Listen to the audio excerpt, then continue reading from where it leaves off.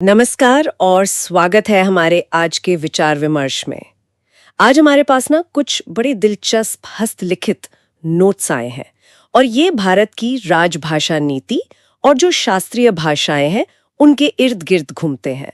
तो हमारा इरादा यही है कि इन बिखरे हुए से तथ्यों, अनुच्छेदों, तारीखों के पीछे जो बड़ी तस्वीर है, जो अहम जानकारी है, उसको कुरे दें, उसको समझें। इन नोट्स में देखिए संविधान के भाग 17 का जिक्र है, 8वीं अनुसूची की भाषाएं हैं, कुछ आयोगों और समितियों के नाम भी लिखे हैं और हाँ, शास्त्रीय भाषाओं की एक लिस्ट भी है जिसमें कुछ हालिया नए संकेत भी दिख रहे हैं। तो चलिए इन नोट्स की परतें खोलते हैं, देखते हैं कि भारत अपनी इतनी सारी भाषाओं को, इस विविधता को कैसे संभालता है। पहला पड़ाव लेते हैं संविधान में राजभाषा का स्थान। ये सिर्फ कोई कानूनी भाषा का मामला नहीं है। ये तो देश की पहचान से जुड़ा है। बिल्कुल। और ये संविधान का भाग 17, जिसमें अनुच्छेद 343 से 351 तक हैं, ये समझिए कि पूरी व्यवस्था की नींव है। ये अनुच्छेद सिर्फ ये नहीं बताते कि भाई कौन सी भाषा इस्तेमाल होगी, नहीं, बल्कि ये भाषाओं का विकास कैसे हो, उनका आपस में रिश्ता क्या हो और जो भाषाई अल्पसंख्यक हैं उनके अधिकार क्या हो, इन सब पर भी बात करते हैं। एक तरह से कहें तो ये भारत की जो जटिल भाषाई सच्चाई है ना, उसको साधने की एक संवैधानिक कोशिश है। तो शुरुआत होती है अनुच्छेद 343 से, संघ की राजभाषा। नोट्स में साफ लिखा है देवनागरी लिपि में हिंदी। पर क्या ये बस इतना ही था शुरू से? हाँ, अनुच्छेद 343 क्लॉज 1 तो यही कहता है कि संघ की राजभाषा हिंदी होगी और लिपि देवनागरी, और जो अंक हैं वो भारतीय अंकों का अंतर्राष्ट्रीय रूप होंगे। लेकिन इसी में एक बहुत जरूरी बात जोड़ी गई थी, क्लॉज 2।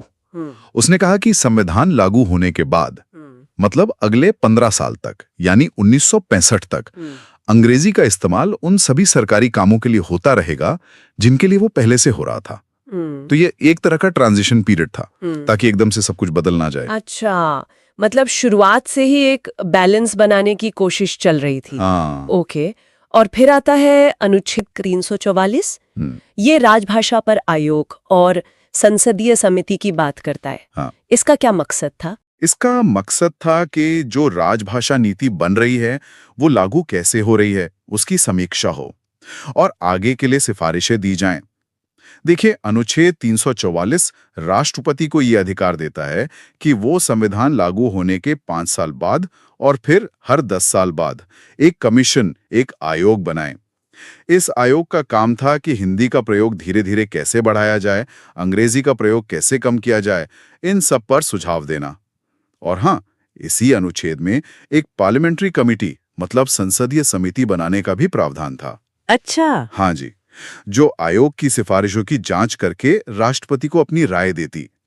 ये दिखाता है कि भाषा जैसे संवेदनशील मुद्दे पर कितना सोचा विचारा गया, सबकी राय लेने की कोशिश हुई। ये तो हुई केंद्र की बात। संघ की बात, राज्यों के लिए क्या व्यवस्था है? नोट्स में अनुच्छेद 345 का जिक्र है, राज्य की राजभाषा। हाँ, अनुच्छेद 345 जो है वो राज्यों को ये लचीलापन, ये फ्लेक्सिबिलिटी देता है कि वो अपनी विधानसभा से अपने राज्य में इस्तेमाल होने वाली एक या एक से ज्यादा भाषाओं को या फिर हिंदी को अपने सभी या कुछ सरकारी कामों के लिए राजभाषा चुन सकते हैं। और जब तक राज्य ऐसा कोई कानून नहीं बनाता तब तक अंग्रेजी चलती रहेगी जैसे पहले चल रही थी। ये एक तरह से भारत का जो फेडरल स्ट्रक्चर है, जो संघीय ढांचा है और राज्यों की जो अपनी भाषाई पहचान है, उसका सम्मान है। सही कहा। और राज्यों के बीच आपस में या किसी राज्य और केंद्र के बीच बातचीत कैसे होगी? कम्युनिकेशन, है ना? सही। उसके लिए अनुच्छेद 346 है। सही। अनुच्छेद 346 कहता है कि उस वक्त संघ की जो भी ऑथराइज्ड ऑफिशियल लैंग्वेज होगी, मतलब जो भी प्राधिकृत राजभाषा होगी, शुरू में हिंदी या अंग्रेजी, वही एक राज्य और दूसरे राज्य के बीच या किसी राज्य और संघ के बीच कम्युनिकेशन की भाषा होगी, पत्र व्यवहार वगैरह के लिए। लेकिन इसमें एक और ऑप्शन दिया गया है। क्या? कि अगर 2 या ज्यादा राज्य आपस में सहमत हो जाएं, तो वो आपसी संवाद के लिए हिंदी का प्रयोग कर सकते हैं। अच्छा, अब आते हैं एक और बहुत महत्वपूर्ण क्षेत्र पर, हमारी न्यायपालिका। अनुच्छेद 348 सुप्रीम कोर्ट और हाई कोर्ट की भाषा के बारे में है। नोट्स में भी इसका जिक्र है। यहाँ क्या खास बात है? हाँ, ये बहुत अहम है क्योंकि ये सीधे सीधे न्याय तक पहुंच से जुड़ा मामला है। अनुच्छेद 348 का क्लॉज 1 साफ कहता है कि जब तक संसद कानून बनाकर कोई और व्यवस्था ना करे, तब तक सुप्रीम कोर्ट और सभी हाई कोर्ट्स की सारी कार्यवाही, सारी प्रोसीडिंग्स अंग्रेजी भाषा में होंगी। इतना ही नहीं, संसद और राज्यों की विधानसभाओं द्वारा पास किए गए जितने भी एक्ट्स हैं, ऑर्डिनेंसेस हैं, ऑर्डर्स हैं, रूल्स हैं, उन सब के जो प्राधिकृत पाठ होते हैं, प्राधिकृत पाठ मतलब? ऑथराइज्ड टेक्स्ट, मतलब वो कानूनी तौर पर मान्य वर्जन, जिस पर अगर कोई विवाद हो, कोई कंफ्यूजन हो, तो उसी को फाइनल माना जाएगा, वो भी अंग्रेजी में ही होंगे। लेकिन क्या इसमें कोई छूट नहीं है किसी राज्य के लिए? थोड़ी सी है। अनुच्छेद 348 क्लॉज 2 ये कहता है कि किसी राज्य का राज्यपाल राष्ट्रपति की पहले मंजूरी लेकर उस राज्य के हाईकोर्ट की कार्रवाई में हिंदी या उस राज्य की किसी और राजभाषा के प्रयोग की इजाजत दे सकता है। लेकिन ऐसे मामलों में भी जो जजमेंट होंगे, डिक्री होगी या ऑर्डर होगा, वो अंग्रेजी में ही होगा। तो मूल जोर खासकर ऑथराइज्ड टेक्स्ट और फाइनल फैसलों के लिए अंग्रेजी पर ही बना रहा। समझ गई। नोट्स में 2 और अनुच्छेदों का जिक्र है, 350A और 351। ये किस बारे में है? ये दोनों अनुच्छेद भाषा नीति के 2 और जरूरी पहलू दिखाते हैं। अनुच्छेद 350A जो है वो भाषाई अल्पसंख्यकों के बच्चों को प्राइमरी लेवल पर उनकी मातृभाषा में, मदर टंग में शिक्षा की पर्याप्त सुविधाएं देने का निर्देश देता है। ये भारत की विविधता और सबको साथ लेके चलने की जो भावना है उसे दिखाता है। और 351? अनुच्छेद 351 थोड़ा अलग है। ये संघ का यानी केंद्र का कर्तव्य बताता है कि वो हिंदी भाषा का प्रसार करें, उसका विकास करें, ताकि वो भारत की सामासिक संस्कृति, कंपोजिट कल्चर जिसे कहते हैं, उसके सभी तत्वों की अभिव्यक्ति का माध्यम बन सके। यहाँ दिलचस्प बात यह है कि संविधान हिंदी को बढ़ावा देने की बात तो करता है, पर साथ में ये भी उम्मीद करता है कि हिंदी दूसरी भारतीय भाषाओं से शब्द ले, उनकी शैली अपनाए और खुद को समृद्ध करे, मतलब आइसोलेशन में नहीं। तो ये पूरा संवैधानिक ढांचा काफी फैला हुआ है, सिर्फ भाषा बताना नहीं, बल्कि उसके विकास, प्रयोग, संरक्षण सबके लिए दिशा निर्देश है। चलिए अब आते हैं 8वीं अनुसूची पर। नोट्स बताते हैं कि शुरुआत में इसमें 14 भाषाएं थीं। नाम भी हैं कुछ: असमिया, बांग्ला, गुजराती, हिंदी, कन्नड़, कश्मीरी, मलयालम, मराठी, उड़िया वगैरह। हाँ, 8वीं अनुसूची वो लिस्ट है भारतीय भाषाओं की जिन्हें ऑफिशियली मान्यता मिली हुई है और जिनके विकास के लिए सरकार खास कोशिशें करती है। शुरू में बिल्कुल 14 भाषाएं थी जो उस समय की मुख्य साहित्यिक और बोली जाने वाली भाषाएं थी, उनका प्रतिनिधित्व करती थी। लेकिन ये लिस्ट वहीं रुकी नहीं। हाँ, नोट्स में भी इसके विस्तार का जिक्र है। ये कैसे हुआ, मतलब क्यों जोड़ा गया और भाषाओं को? देखिए, समय के साथ अलग अलग भाषाई समुदायों की मांग उठी, उनकी भाषाओं का महत्व पहचाना गया, तो संविधान में संशोधन करके, अमेंडमेंट करके इस लिस्ट में और भाषाएं जोड़ी गईं। ये जानना जरूरी है कि ये सिर्फ एक लिस्ट नहीं है, ये भारत की जो भाषाई विविधता है उसकी स्वीकृति का, उसकी पहचान का प्रतीक है। हाँ। सबसे पहले 1967 में 21वां संशोधन हुआ। अच्छा। और सिंधी भाषा को जोड़ा गया। सिंधी? हाँ जी। ये विभाजन के बाद जो सिंधी भाषी लोग भारत आए थे उनकी आकांक्षाओं का सम्मान था एक तरह से। अच्छा, और उसके बाद? उसके बाद काफी वक्त तक कुछ नहीं हुआ। फिर 1992 में 71st संशोधन से एक साथ 3 भाषाएं शामिल हुई: कोंकणी, मणिपुरी और नेपाली। कोंकणी, मणिपुरी, नेपाली, ओके। हाँ, ये तीनों ही अपने अपने भौगोलिक और सांस्कृतिक क्षेत्रों में बहुत महत्वपूर्ण हैं। और फिर 2003 में 92वां संशोधन हुआ। इसके द्वारा बोडो, डोगरी, मैथिली और संथाली को जोड़ा गया। 4 और? जी हाँ, बोडो और संथाली तो आदिवासी भाषाएं हैं और डोगरी और मैथिली अपनी बहुत पुरानी और समृद्ध साहित्यिक परंपराओं के लिए जानी जाती हैं। तो इस तरह आज 8वीं अनुसूची में कुल 22 भाषाएं हैं। अच्छा, तो इन 22 भाषाओं को 8वीं अनुसूची में शामिल करने का व्यवहारिक महत्व क्या है? मतलब सिर्फ एक पहचान मिल गई या कुछ और भी है? अकादमी जैसी संस्थाएं हैं, वो इन भाषाओं में छपे साहित्य को मान्यता देती हैं, पुरस्कार देती हैं। इससे लेखकों को प्रोत्साहन मिलता है। और शायद सबसे जरूरी बात, जो यूपीएससी जैसी बड़ी अखिल भारतीय परीक्षाएं होती हैं, उनमें उम्मीदवार इन भाषाओं को माध्यम के तौर पर चुन सकते हैं या इनके साहित्य को एक विषय के रूप में ले सकते हैं। ओह, ये तो बहुत बड़ी बात है। हाँ, ये इन भाषाओं को राष्ट्रीय स्तर पर एक ऊंचा दर्जा देता है और इनके बोलने वालों को बराबर के मौके देने में मदद करता है। ये सिर्फ लिस्ट का बढ़ना नहीं है, ये राष्ट्रीय स्तर पर भाषाई समावेश का विस्तार है, कह सकते हैं। बिल्कुल। चलिए अब वापस चलते हैं अनुच्छेद 344 पर। जिसमें राजभाषा आयोग और संसदीय समिति का जिक्र था। नोट्स में 1955 के पहले राजभाषा आयोग और उसके अध्यक्ष बीजी खेर का नाम लिखा है। हाँ, ये पहला आयोग था। राष्ट्रपति डॉक्टर राजेंद्र प्रसाद ने इसे संविधान के प्रावधानों के तहत ही बनाया था। बीजी खेर, जो बॉम्बे राज्य के पूर्व मुख्यमंत्री थे, वो इसके अध्यक्ष थे। इस आयोग का काम बहुत बड़ा था भाई। संघ के कामकाज में हिंदी कैसे धीरे धीरे आए, अंग्रेजी के इस्तेमाल पर क्या और कैसे रोक लगे, सुप्रीम कोर्ट, हाई कोर्ट में कौन सी भाषा हो, केंद्र और राज्यों के बीच संवाद की भाषा क्या हो, इन सब पर सिफारिशें देनी थी। आयोग ने काफी सोच विचार के बाद 1956 में अपनी रिपोर्ट सरकार को दी थी। और फिर 1957 में गोविंद बल्लभ पंत की अध्यक्षता में संसदीय राजभाषा समिति बनी। नोट्स बताते हैं इसमें 30 सदस्य थे, 20 लोकसभा से, 10 राज्यसभा से। बिल्कुल सही। देखिए, खैर आयोग की सिफारिशें काफी महत्वपूर्ण थीं और कुछ हद तक, जैसा मैंने कहा, संवेदनशील भी थी। इसलिए संविधान में ही ये व्यवस्था थी कि इन सिफारिशों की जांच एक संसदीय समिति करेगी। तो 1957 में गोविंद बल्लभ पंत, जो उस समय गृह मंत्री थे, उनकी अध्यक्षता में ये समिति बनी। इसका मकसद था खैर आयोग की रिपोर्ट को परखना और उस पर अपनी राय राष्ट्रपति को देना। इसमें दोनों सदनों के सदस्य थे, लोकसभा के भी, राज्यसभा के भी। ये इसलिए ताकि देश की जो विधायी समझ है, जो राजनीतिक इच्छा शक्ति है, उसका प्रतिनिधित्व हो सके। समिति ने अलग अलग पक्षों को सुना और 1959 में अपनी रिपोर्ट दी। तो इन दोनों ने, मतलब आयोग और समिति, इनकी रिपोर्ट्स ने भारत की शुरुआती भाषा नीति को बनाने में बहुत अहम भूमिका निभाई। लेकिन जैसा कि अक्सर होता है, नीतियां बनाते समय सोचा कुछ जाता है और जमीनी हकीकत कुछ और ही होती है। नोट्स में 1967 के राजभाषा संशोधन विधेयक का जिक्र है और ये कहा गया है कि गैर हिंदी भाषी राज्यों की चिंताओं के कारण अंग्रेजी का प्रयोग जारी रखा गया। यहाँ मामला दिलचस्प हो जाता है ना? हाँ, बिल्कुल। 1967 का ये संशोधन भारतीय भाषा नीति के इतिहास में एक टर्निंग पॉइंट था, एक निर्णायक मोड़। जैसे हमने पहले बात की थी, ओरिजिनल प्लान तो यही था कि 1965 तक हिंदी अकेली राजभाषा बन जाएगी और अंग्रेजी सरकारी कामकाज से हट जाएगी।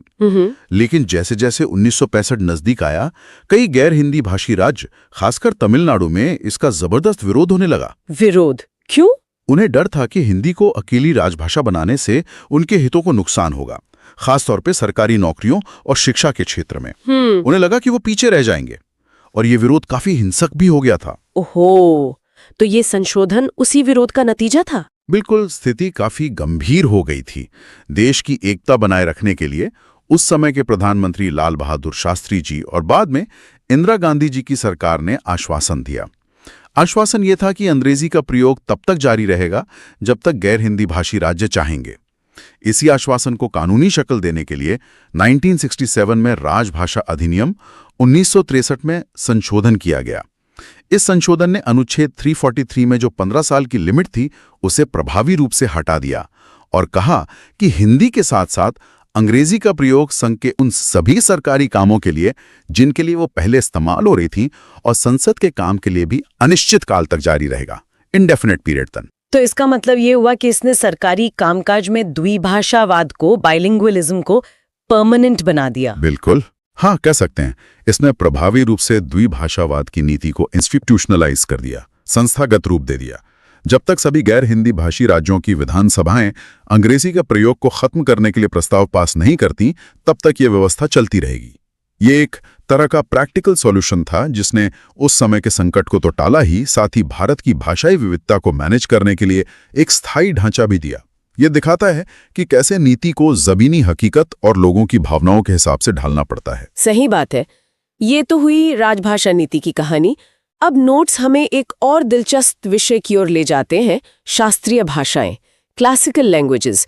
ये क्या कॉन्सेप्ट है और नोट्स इसके बारे में क्या बता रहे हैं? शास्त्रीय भाषा का दर्जा मतलब क्लासिकल लैंग्वेज का स्टेटस।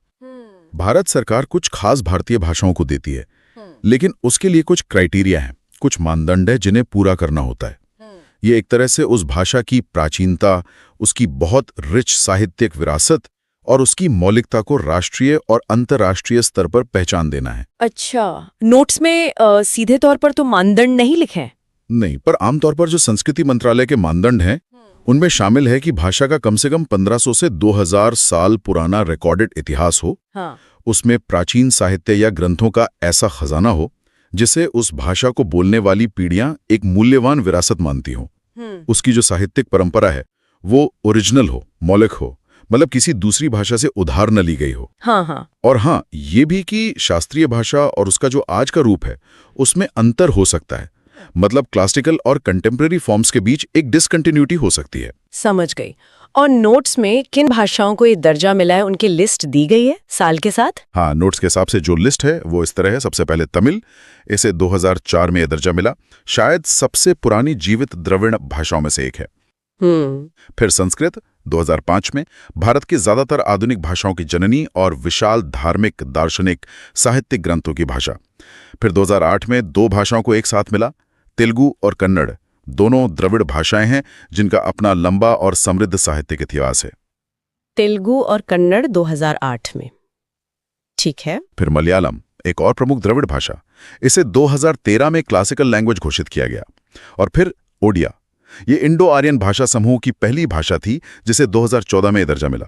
तो ये हो गई 6 भाषाएं, तमिल, संस्कृत, तेलुगु, कन्नड़, मलयालम, ओडिया। लेकिन नोट्स में इसके नीचे कुछ और नाम हैं, मराठी, पाली, प्राकृत, असमिया, बंगाली, और इनके आगे लिखा है 2024 में शामिल। इसका क्या मतलब समझें? हाँ, ये वाकई एक बहुत ही इंटरेस्टिंग पॉइंट है इन नोट्स का। ये लाइनें इशारा कर रही हैं कि शायद 2024 में इन 5 भाषाओं को भी शास्त्रीय भाषा का दर्जा दे दिया गया है, या कम से कम इस बारे में कोई महत्वपूर्ण घोषणा हुई है। 5 और? मराठी, पाली, प्राकृत, असमिया, बंगाली। जी, पाली और प्राकृत तो बहुत प्राचीन भाषाएं हैं जिनका बौद्ध और जैन धर्म से गहरा नाता है। मराठी, असमिया और बंगाली आधुनिक भारतीय भाषाएं हैं जिनकी जड़ें भी बहुत गहरी हैं और जिनका अपना समृद्ध साहित्य है।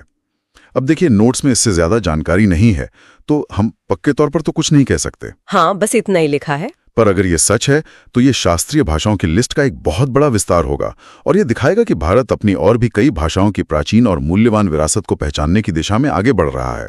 ये एक महत्वपूर्ण डेवलपमेंट हो सकता है जिस पर और जानकारी जुटानी होगी। हाँ, ये जरूर ध्यान देने वाली बात है। चलिए अब नोट्स के आखिरी हिस्से पर आते हैं, हिंदी दिवस। इसमें 2 तारीखें दी गई हैं। जी, पहली तारीख है 14 सितंबर। नोट्स के मुताबिक इसे राष्ट्रीय हिंदी दिवस के रूप में मनाया जाता है क्योंकि 14 सितंबर 1949 को ही संविधान सभा ने काफी बहस के बाद हिंदी को देवनागरी लिपि में भारत संघ की राजभाषा के रूप में अपनाया था। तो ये उस ऐतिहासिक दिन की याद है। ठीक है, ये तो समझ आता है।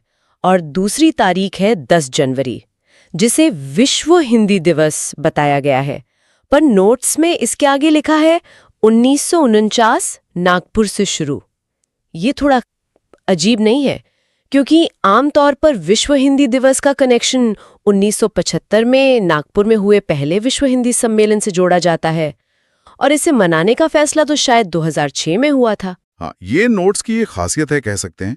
हो सकता है कि नोट्स लिखने वाले के पास कोई ऐसी जानकारी हो या उनकी ऐसी समझ हो कि 1949 में नागपुर में कुछ ऐसा हुआ था जिसे वो विश्व हिंदी दिवस की शुरुआत मानते हैं, या फिर ये लिखने में कोई चूक हो गई हो। लेकिन जैसा आपने कहा, जो पब्लिक जानकारी है और सरकारी घोषणाएं हैं, उनके अनुसार विश्व हिंदी दिवस 10 जनवरी को इसलिए मनाया जाता है ताकि दुनिया भर में हिंदी के प्रचार प्रसार को बढ़ावा दिया जा सके। और 1975 में नागपुर में जो पहला विश्व हिंदी सम्मेलन हुआ था, उसकी सालगिरह मनाई जा सकती। बहरहाल, इन नोट्स की ये जानकारी अपने आप में एक दिलचस्प पॉइंट तो है। खैर, दोनों ही दिवस, चाहे राष्ट्रीय हो या विश्व, हिंदी भाषा के महत्व को रेखांकित करते हैं और इसके प्रयोग को प्रोत्साहित करने के मौके देते हैं। तो इस पूरी चर्चा को अगर समेटें तो किन हस्तलिखित नोट्स ने हमें भारत की भाषा नीति के कई अहम पहलुओं से रूबरू कराया है। हमने संवैधानिक प्रावधानों, भाग 17, अनुच्छेद 343 से 351 के पीछे की सोच को समझने की कोशिश की, 8वीं अनुसूची का विस्तार देखा, 14 से 22 भाषाओं तक राजभाषा आयोग और समिति की भूमिका पर गौर किया, 1967 का वो निर्णायक संशोधन क्यों हुआ और उसका क्या नतीजा निकला, ये जाना, शास्त्रीय भाषाओं का कॉन्सेप्ट और लिस्ट और उसमें संभावित नए जुड़ावों के संकेतों को समझा, और हिंदी दिवस से जुड़ी तारीखों पर भी बात की। बिल्कुल, ये नोट्स आए कितनी भी संक्षिप्त क्यों ना हो, हमें दिखाते हैं कि भारत ने अपनी इतनी जबरदस्त भाषाई विविधता को कैसे साधा है, कैसे मैनेज किया है। एक तरफ संविधान ने एक थ्योरेटिकल फ्रेमवर्क दिया जिसमें संघ के लिए एक राजभाषा हिंदी की बात थी, लेकिन साथ ही अंग्रेजी को जारी रखने, राज्यों को अपनी भाषा चुनने की आज़ादी देने और अल्पसंख्यक भाषाओं की रक्षा करने का भी प्रावधान था। दूसरी तरफ समय के साथ प्रैक्टिकल ज़रूरतें बदली, राजनीतिक सच्चाइयां सामने आईं तो इस नीति में बदलाव भी हुए, जैसे 1967 का संशोधन जिसने बाइलिंगुअलिज्म को मजबूत किया, या 8वीं अनुसूची का विस्तार जिसने और भाषाओं को राष्ट्रीय मान्यता दी। शास्त्रीय भाषाओं को मान्यता देना भी उसी दिशा में एक और कदम है, जो भारत की प्राचीन सांस्कृतिक जड़ों को सम्मान देता है। ये पूरी कहानी लचीलेपन की है, समायोजन की है और समावेश की है। और जाते जाते श्रोताओं के लिए एक सवाल छोड़ जाते हैं, जो इन नोट से ही उभरता है कि ये जो 8वीं अनुसूची में भाषाओं की संख्या लगातार बढ़ रही है और अब शायद शास्त्रीय भाषाओं की सूची का भी विस्तार हो रहा है, ये भारत की इतनी समृद्ध और जटिल भाषाई पहचान को सहेजने, संतुलित करने और इसका जश्न मनाने के निरंतर प्रयास के बारे में क्या कहता है? क्या ये सिर्फ सूचियां हैं या ये राष्ट्रीय एकता और क्षेत्रीय स्वाभिमान के बीच संतुलन साधने की एक लगातार चलती रहने वाली प्रक्रिया का आईना है? इस पर जरूर सोचिएगा। आज के इस विचार विमर्श में शामिल होने के लिए धन्यवाद।